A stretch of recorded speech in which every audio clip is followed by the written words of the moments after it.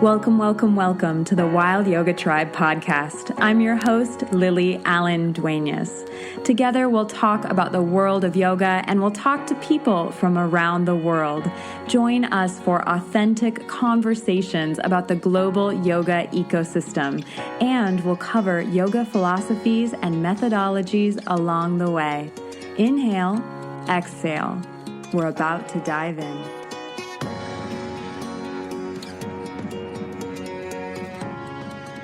Namaste, family. Welcome back to the Wild Yoga Tribe. Today, I am so excited to introduce Orsi Kinka, a yoga teacher from Hungary. Orsi Kinka was a competitive rower and she worked as a finance manager before she was first introduced to yoga in 2010. She quickly fell in love with it and took her 200-hour yoga teacher training course in 2013 in Budapest. And Orsi did start teaching in 2014 in Budapest before moving to India to assist in yoga teacher trainings at Tattva Yoga under Kamal in Rishikesh, India. Orsi worked there for a year before moving to Phuket, Thailand to teach yoga, meditation, and pranayama for 3 years at Amatara Hotel and the Jungle Healing Center. She has now returned to Budapest and teaches yoga in Hungary at local studios and online. Thank you so much, Orsi, for joining me today. Thank you, Lily, for inviting me. That's my pleasure. I am so excited to hear more about you and your story. I know my listeners are as well. So let's just get started about how you did first get introduced to yoga. I would love to hear that. So, funny enough, but my first yoga experience was a Bikram yoga. One of my ex-colleagues, who she still is my friend, she introduced me. She invited me to go with her to a Bikram yoga class. It was November. It was a very cold November, as I remember well. And then I kept going. I kept going back. I was really suspicious, and I was not really stoked to go to a yoga class. I just finished drawing, and I was just looking for something new, something to challenge myself, but not yoga. Anyway, I went with her, and it was not love at first time, to be honest. But I kept going back because there was something challenging, because I was not flexible at all.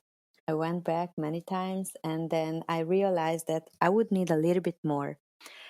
If you ever been in a Bikram yoga class, there is a bunch of people in a class.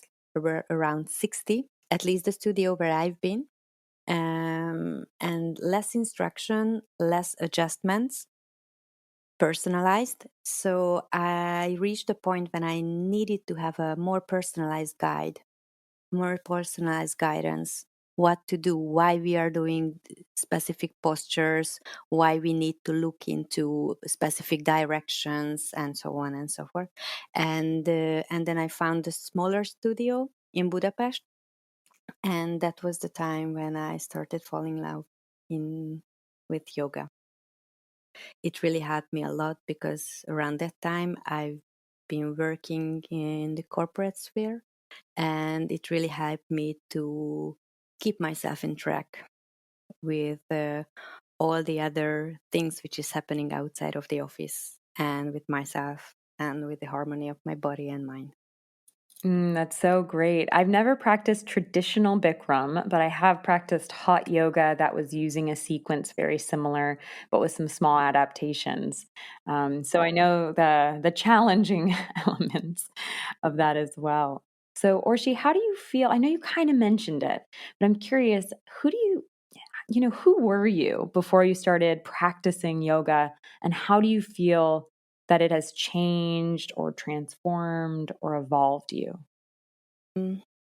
Before I was introduced to yoga, I just finished the university, and I started working at my very first role at a multinational company, and I was a previous rower competitor. So pretty much, which I really loved, is moving. I always took care before as well of my health. It was always important. The food what I eat, the habit I develop in my life.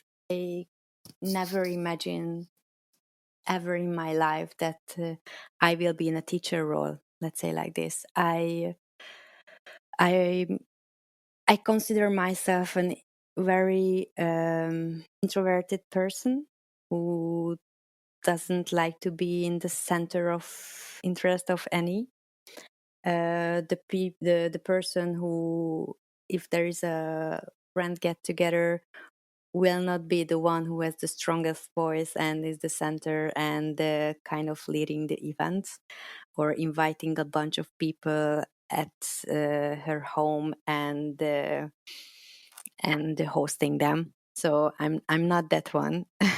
And somehow when I started doing yoga, through yoga, indirectly, my self-confidence also developed or strengthened. All the things which is coming with the teaching together, talking to different before not known people, let it be 10 or 100, it just doesn't feel as a problem. I'm not shy if I have to talk about yoga, or if I have to talk, if I have to teach in a big classroom, or if I have to touch people who I've never knew before, because I know that it's good. I know that it's good because it helped me a lot as well to set myself with both feet on the ground. Oh, that was beautiful. I loved hearing about how yoga developed and strengthened your confidence and your public speaking skills. And it made you feel more comfortable occupying kind of that center of attention role with still from a place, of course, of, humility and self-awareness. But I think that's beautiful. So you mentioned adjusting people and touching people, also being more comfortable with that now. However, times have changed a lot due to the pandemic and COVID. So I was wondering, what difficulties are you currently facing teaching yoga? Obviously, face-to-face teaching is very rare now. And it was on the other way around before, teaching online, at least in my case, in my world. What changed and why it's very challenging, because for me, if I'm adjusting, so it's really important to know someone, your body. If you get an instruction, how you need to turn or tuck your pelvis, how you need to turn your foot, in which direction, where you need to look at. Um, you are in a very uncomfortable situation if you are a beginner or a very fresh yoga practitioner. And if you get weird instructions like let your seat bones sinking into the floor, uh, you would naturally start think about what the hell is this teacher talking about. And what is really challenging in the online classes, that you can instruct the people through the camera very precisely, but if you teach face to face in a classroom, then maybe 2 out of 5 instructions go through, and the rest, if you are lucky and you are there with the students, you can either show them 2-3 meter far from them, or you can go there and you can help them to touch and push the body into that direction what you are trying to describe to them, or at least describe it in a more precise way when you are there. But when you are there 100 or 1,000 kilometers far from the body and from the listener, uh, probably 1 out of 5 instruction go through the network, and it's just really hard to keep them engaged. Wonderful. I loved hearing how you described 2 in every 5 instructions maybe make it through when you're in a person-to-person class, face-to-face, but because of the other options available to us of touching students or of demonstrating or even, going up even closely individually to the student and saying it to them, more personally, because I agree that with all these options available, it's easier to communicate instructions to help keep them safe as well, physically safe in the asana, but with alignment as well. So what advice would you give a yoga teacher who is teaching online? I know you've been doing that as well. So what do you think helps the most? Try not to strive for perfection, because if you start now, it's just not going to be perfect. That's for sure.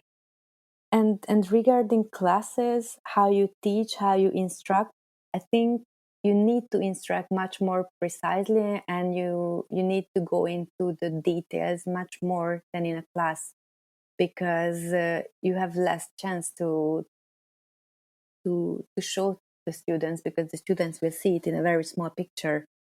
That online I talk way more than showing.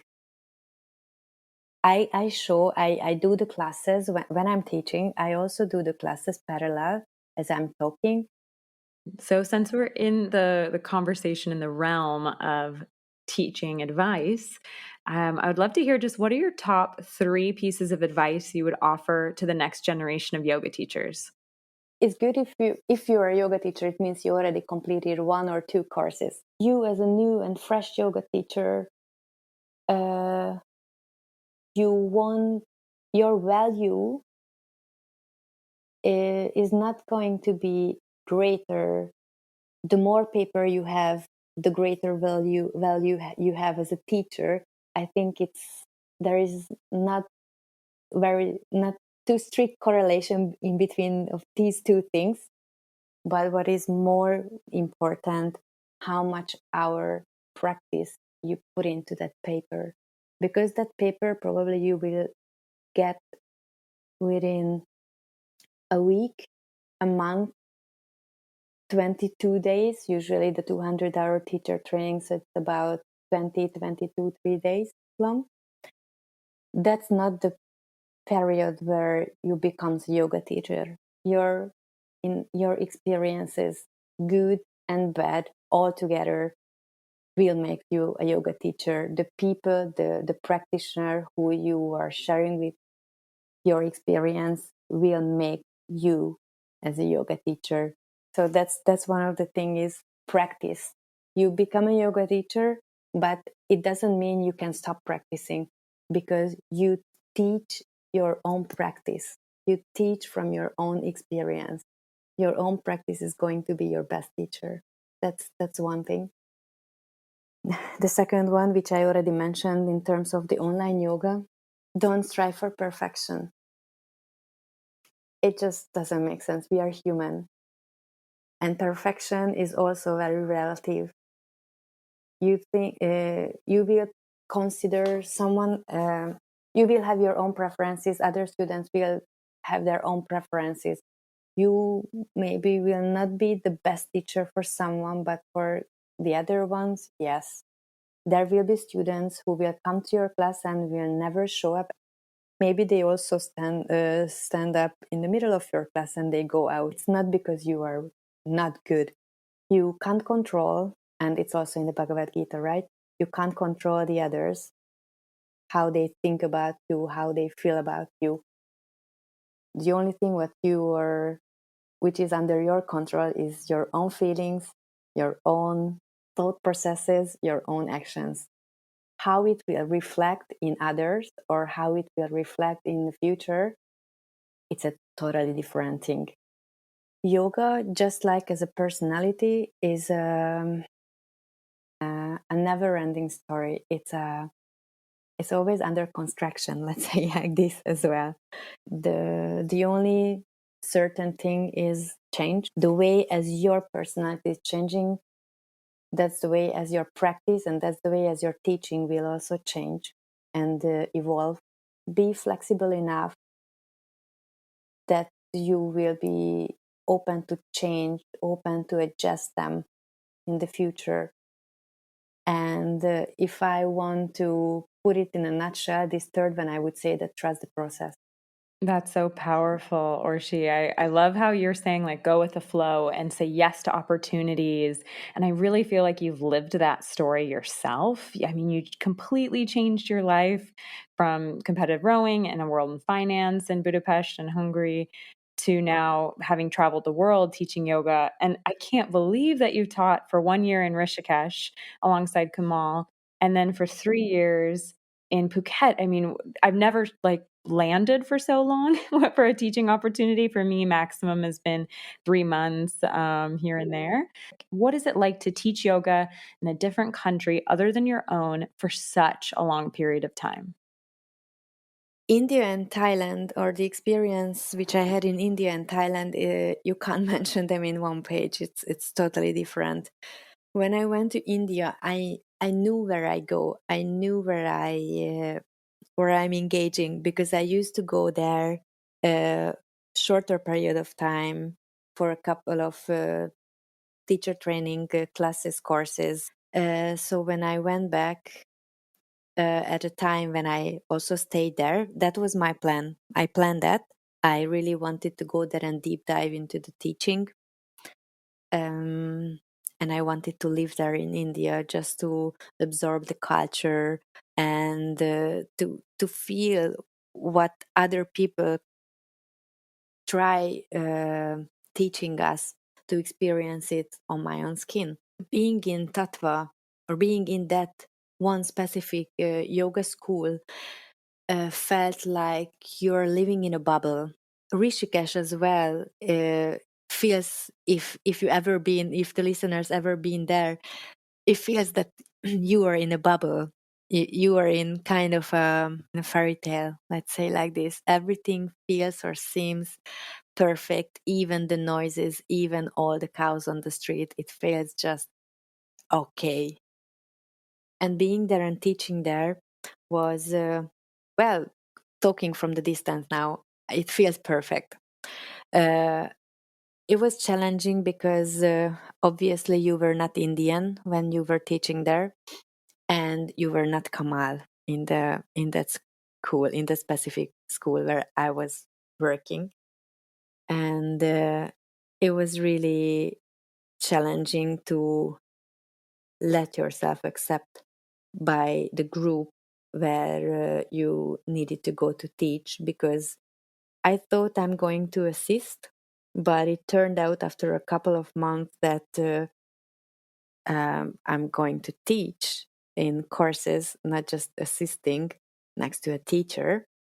So it happened sometimes. I had some course when I was teaching as a teacher, as a leading teacher, because Kamal was not there. Anyway, it was challenging to let yourself accepted by the group as a female, as a European female, uh, as a person who is other than the face of the school.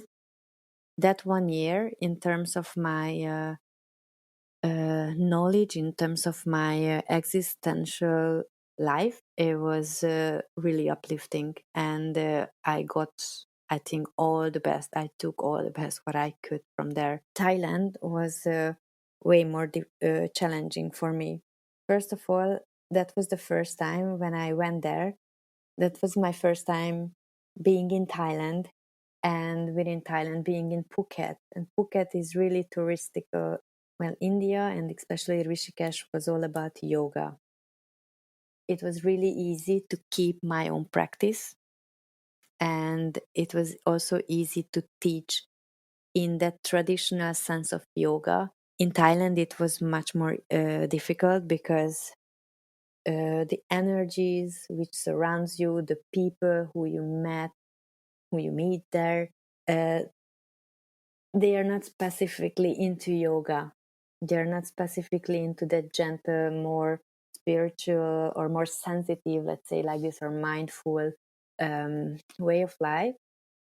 And because of this, keeping your own practice required enormous discipline. It was not about motivation anymore, because that's what I felt, that after a couple of months, I just lost my motivation. because I didn't have food for my soul in my surroundings. There was way less people for yoga. That was more about holiday. That was more about fun, entertainment, partying, and so on. And because of this approach, the energies are also different.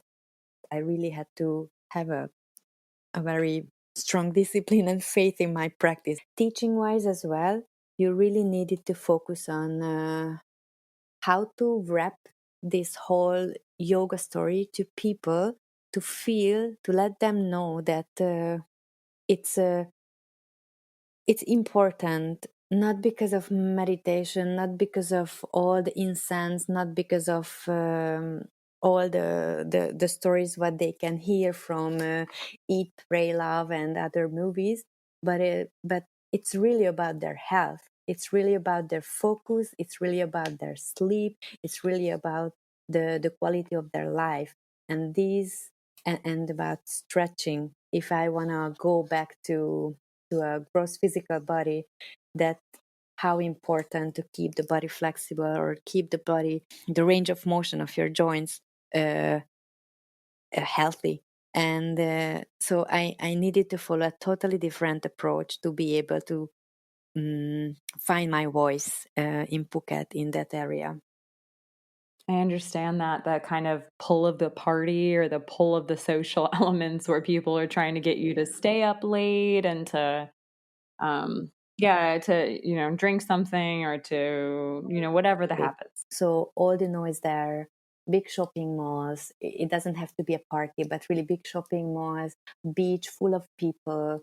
Um, so all these multinational brands.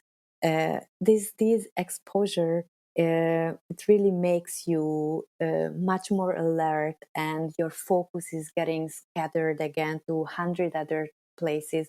Where in Rishikesh, at least that was my experience, it was way more easier to keep your focus in one channel. Oh, I'm glad you brought that up. I totally understand. But I would say I'm even more tempted to give into shopping in Rishikesh, though. I love all of the vendors and the stalls, the colors, the fabrics, the stones. I'm very, very tempted to give into shopping there way too much. In Rishikesh, for me, one of my limit was my backpack, because I know I'm a backpacker, I'm a traveler, and I won't stay there forever. So it really gave me a limit. So it was easier to keep myself within boundaries, let's say like this. I also traveled with a backpack, so I felt the limitations. But every time I've been in Rishikesh twice, each time for a little over a month, and I each time sent a box home to the U.S. 'cause I really can't. I can't say no. And then of course, I love sending my best friend in the U.S. She loves tea, and especially Indian chai tea. And she's purchased, she says, like, I don't know, she's probably tried what, 10, 20 different types of chai, but she says none of them taste like the Rishikesh chai. So I always send her chai, and I'll send my dad one of those, a Ganesha t-shirt or something. And I try to do kind of my annual Christmas shopping because I'm not always home for the holidays. So it's a Rishikesh every every time.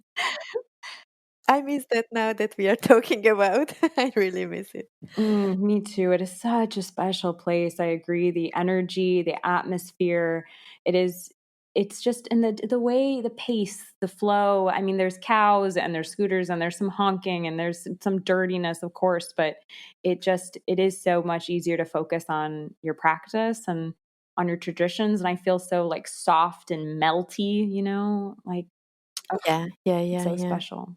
But Orshi, I would love to hear about yoga in Hungary. I always try to ask my guests so my listeners can hear a little bit more about the yoga scene in Hungary. I'm back only in the last 2 months, so I'm very fresh. And but what I could tell you is that I lived in Budapest last time in 2015, and at that time yoga started blooming and booming, but it was not that developed than now.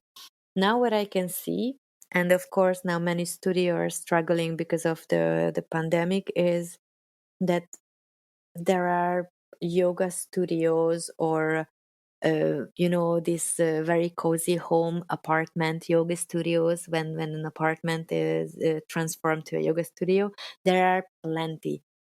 I really feel sorry for the newly engaging yoga practitioners or people who are interested in start doing yoga, because the options, how many type of yoga and studios are offering their services. There are so many studios. At every corner of a house there is a yoga studio.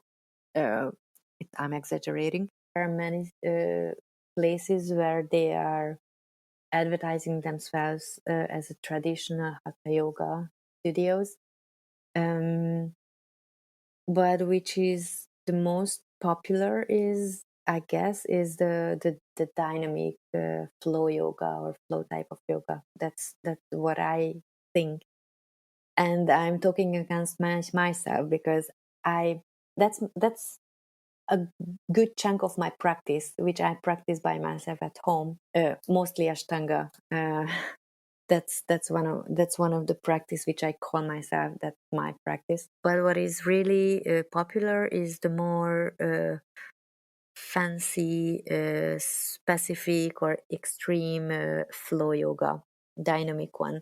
Nowadays, with COVID or with the pandemic, the mindfulness part and the more restorative part is coming into picture, and more people are firing that they need to find their own rhythm. They need to find their own peace, because I think working from home totally mixed personal life with your business life. It's really hard to separate them.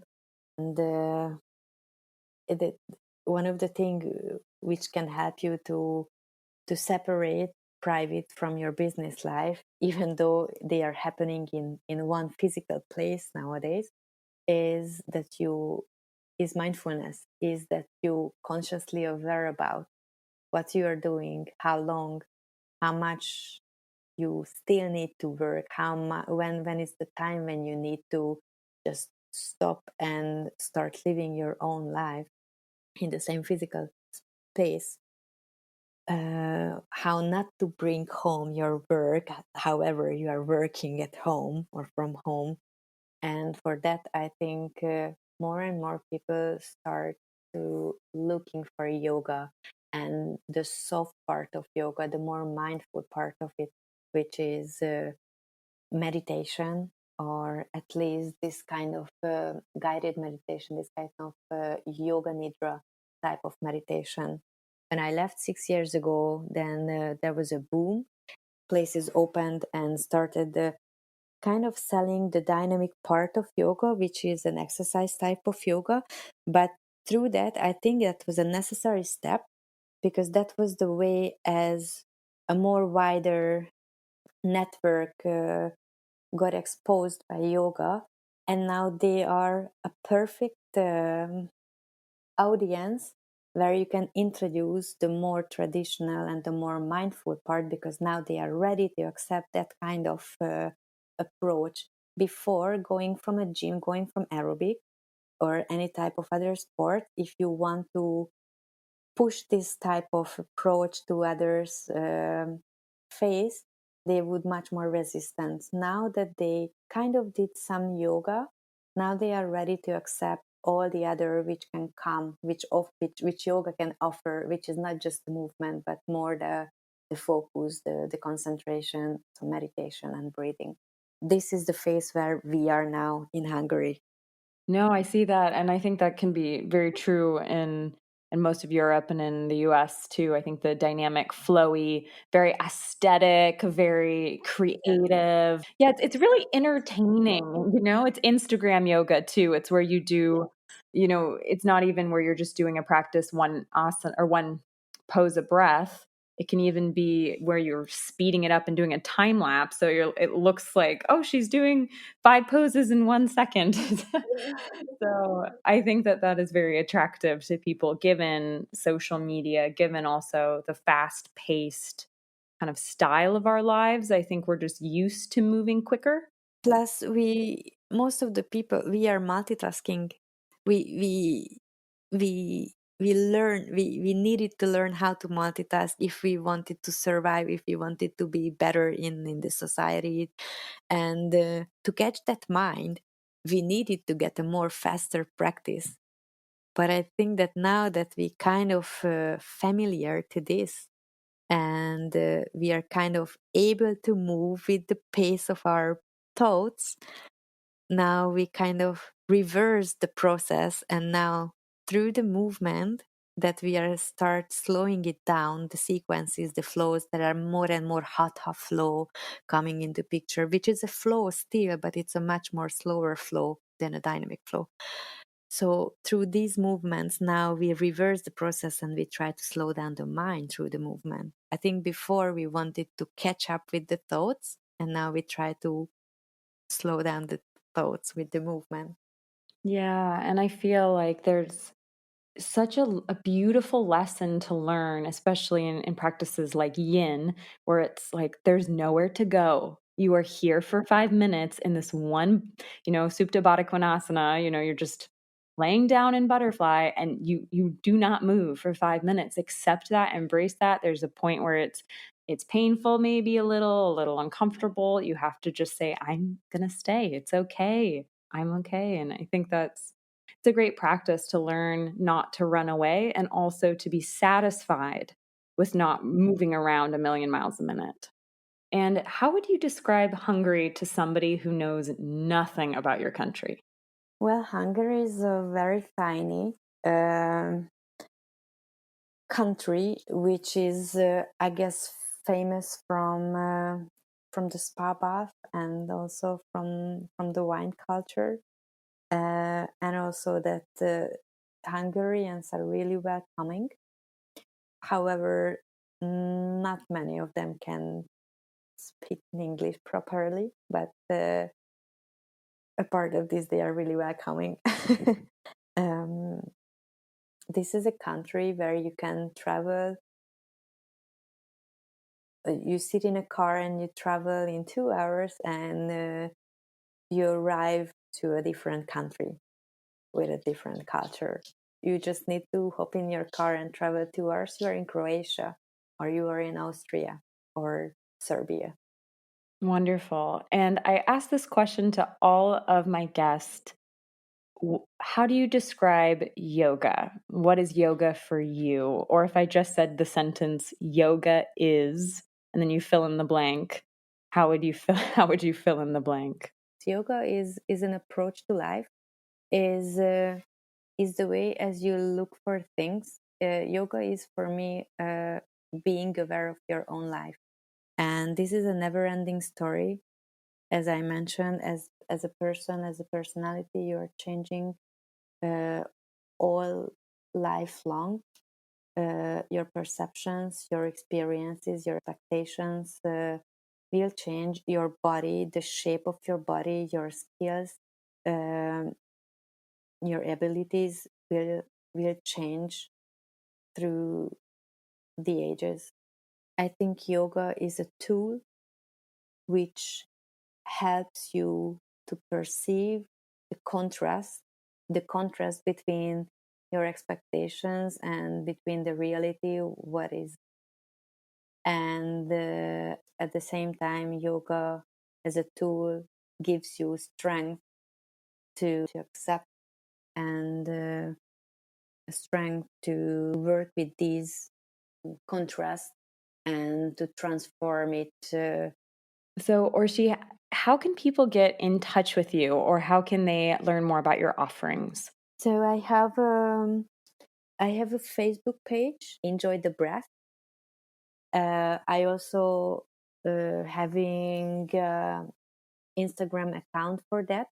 and there you can find information about my classes, online classes, or also classroom trainings. And I have a website as well, which is www.enjoythebreath.com. In one word, enjoy the breath. Thank you so much. And thank you, Orsi, for being with me today. It has been so wonderful to be with you. Thank you so much for the invitation. I really enjoyed it. Thank you, Lily.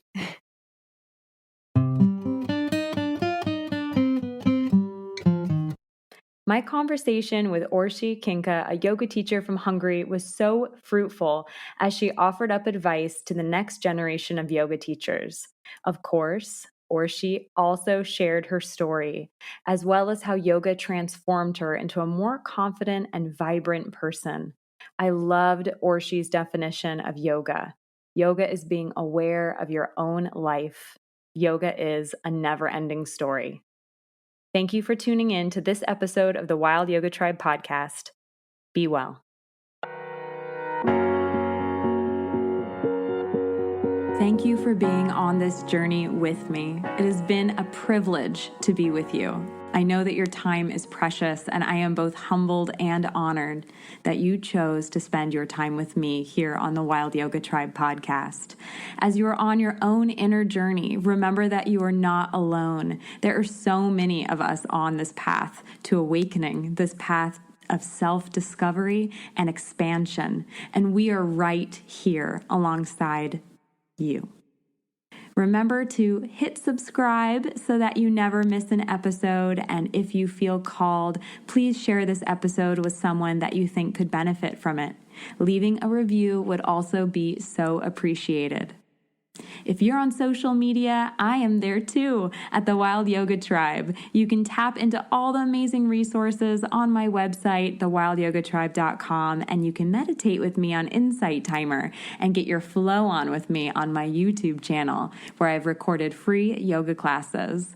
If you would like to schedule a private yoga or meditation class with me or a coaching session, you can find the link to do so to book in the show notes or on my website. Again, thewildyogatribe.com. Thank you once again, dear listener, for being with me. May your day be light and bright. May you be peaceful and happy and led on the right path, free of suffering and free of sorrow. Be well, dear one. Be well.